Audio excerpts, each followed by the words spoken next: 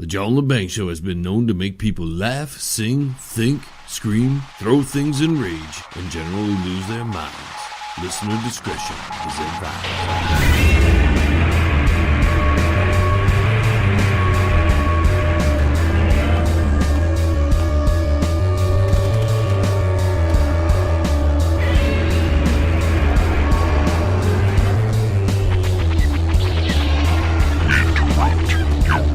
Scheduled programming to bring you a show on the edge, broadcasting worldwide and out to the greater universe.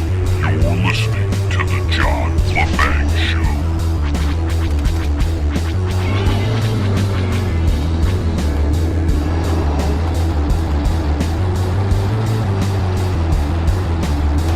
Greetings, Earthlings, and alert the media.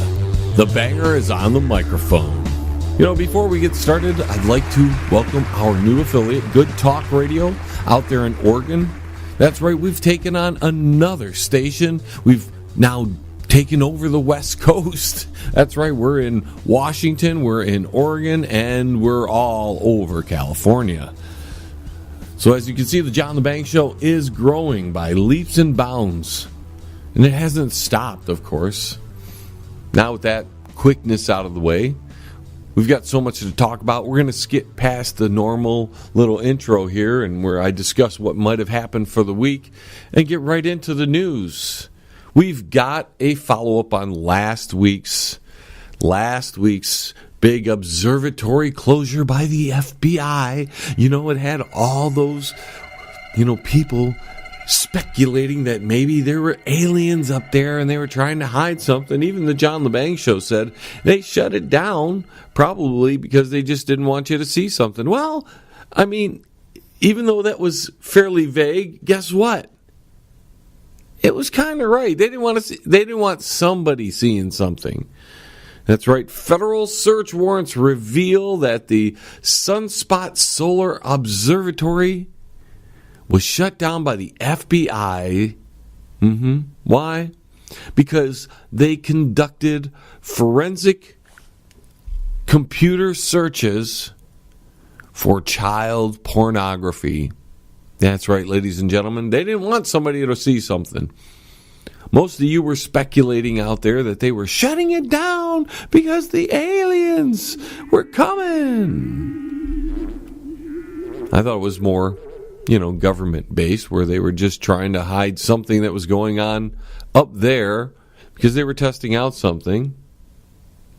But lo and behold, it was about a janitor who was tying into their wireless modem there and downloading child pornography. So that's what the investigation figured out, that some janitor was doing some sicko stuff. They shut down the entire observatory just so they can get into a hard drive of a computer, get into his personal devices. Guess what? The guy's not even, he's not even facing anything. No. Child porn, he probably said, I didn't know it was child porn. I was spanking it to it. I was doing all those weird things you do when you're a weirdo and you watch child porn, but, it wasn't on purpose. It just happened. It popped up. Probably, just popped up there, and I was like, oh, well, porn, I guess I watch that at home anyways, so I'll watch this. Ridiculous. So, that's it. All of you out there who were speculating it was aliens or who was hoping it was E.T. going to reveal themselves to us, well, it's a bad day for you. Another just misstep, another unfortunate coincidence that leaves you hanging. All of you in the ufology movement there. So that was that news. We have related space news, I suppose. It's not related to that story, but since we're talking about a observatory, in a British-led experiment, a big net was cast out there in space from a mini satellite, and it was sent up there to, catch space junk. That's right, ladies and gentlemen. There's so much junk up there. There's so much stuff from rockets and broken satellites and whatever else might be floating around up there, that they now have to figure out how to remove the garbage. Because that's what, humans do that. We make lots and lots of garbage. And now space isn't void of the effects of human garbage making. So now we're creating different little gadgets and tools to pick up that space junk, then bring it back to the station. I don't know what they're going to do, if they're going to recycle it, if they're going to, I don't know, maybe they get 10 cents for every aluminum piece on there, send it back to Earth. We could probably use some more metal down here. But it's amazing that when you think about how many satellites are out there, how many little pieces of debris from all the rocket launches that sent the satellites up there. Because if there were, let's say there's 1,000 satellites, which there's probably many, many, many more. I don't have the number. I don't even want to speculate. But if there were 1,000 satellites up there, then you would imagine that there were that many rocket launches to launch those satellites into space. So there's a lot of junk up there. And we got to clean that up because we're going to have the moon. What's that? SpaceX is going to go out there and fly people around the moon, so they can't be driving into space junk. So we got to clean that up. And then we got to clean it up because we're going to put the space hotel that we talked about last week. We're going to have that space hotel, and you can't have junk floating by the hotel. I mean, that's not nice.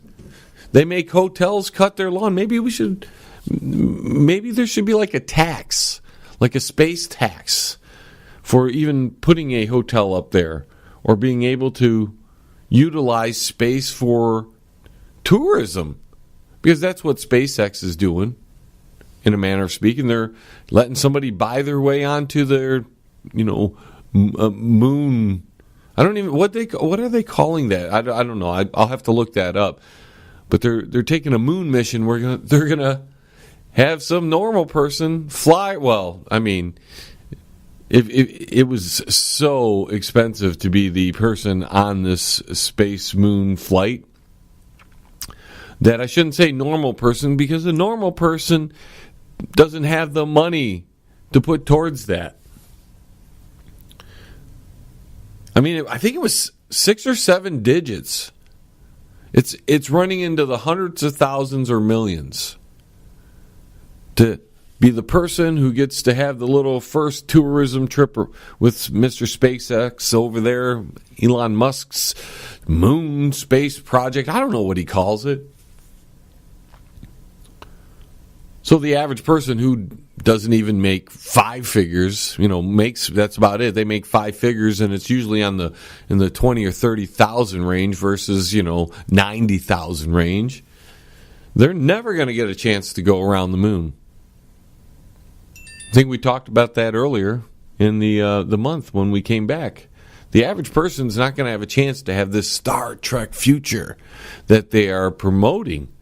You go out in space. I mean, can you imagine? It's already expensive enough to go to the Bahamas or to take a cruise. You're spending a couple grand there, and that's like, for a lot of people, that's a good, 5% of their entire income for the year they spend on, a trip just to get away, because they slave us to death in all these other jobs that that pay us. I mean, we might as well get into that one day here.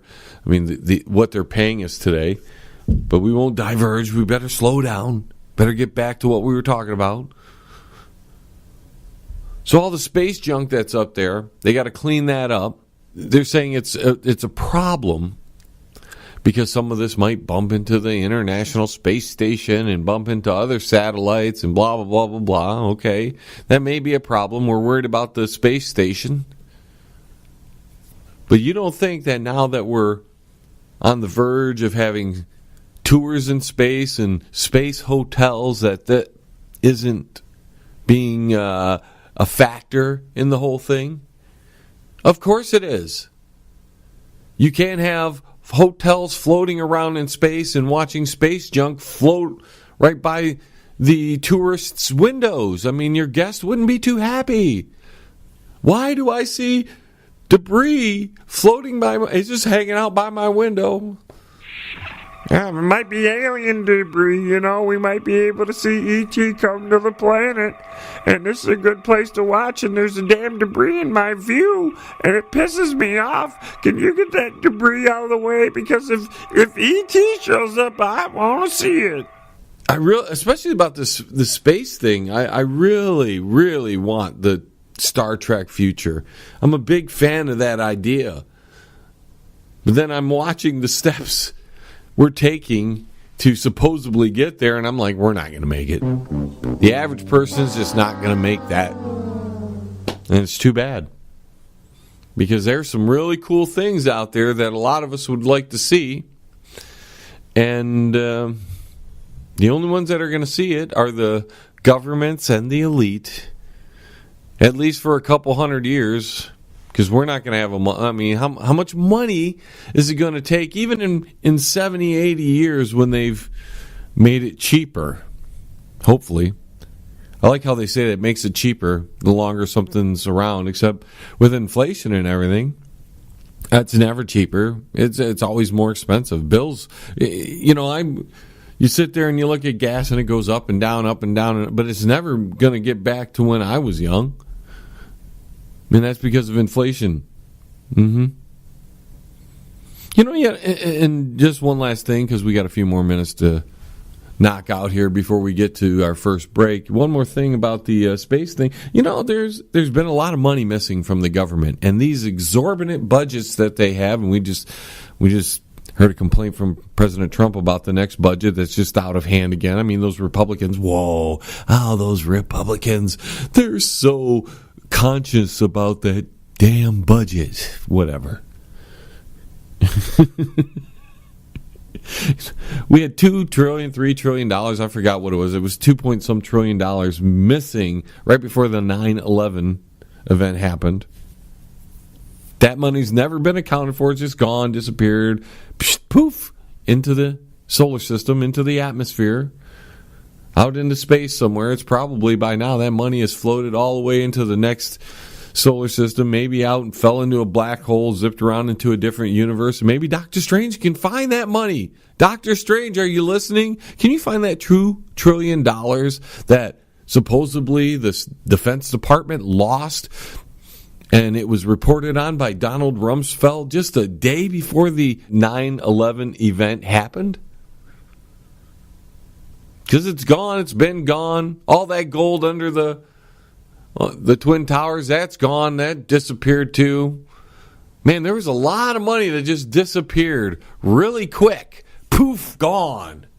Save up that money, folks. Save up that money, and maybe you can have a trip. If you spend every dime you ever make, maybe you can have a trip up to space to float in a hotel to look at the Earth, or maybe you can give Elon Musk some money in that SpaceX moon exploration trip that he's planning can be yours if the price is right. All right, folks, we're going to take a quick break. Got more on the flip side of this. We're going to discuss the Kavanaugh situation. There's a lot to talk about there. We're also, as the show progresses, we're going to give ladies some advice on to prevent sexual assault. And we're also going to talk about the coup in the government, illegal immigration, and a lot of other things. Stay tuned. We'll be right back. Don't go anywhere now. John will be right back right after this. Yes, he will. Check out the new book from Derek Shelmerdine, Rock and Roll Unraveled. It tells the story of rock and roll from its roots right up until the mid-'70s punk. Rock and Roll Unraveled. Not just the music, but also the events that shaped the music. Rock and Roll Unraveled. It includes the backgrounds to recording sessions, singles, album releases, births and deaths, epic concerts, and festivals. Rock and Roll Unraveled. Shelmerdine has made a painstaking effort to document pretty much every event that would prove significant in shaping popular music. Rock and Roll Unraveled. Purchase the book at www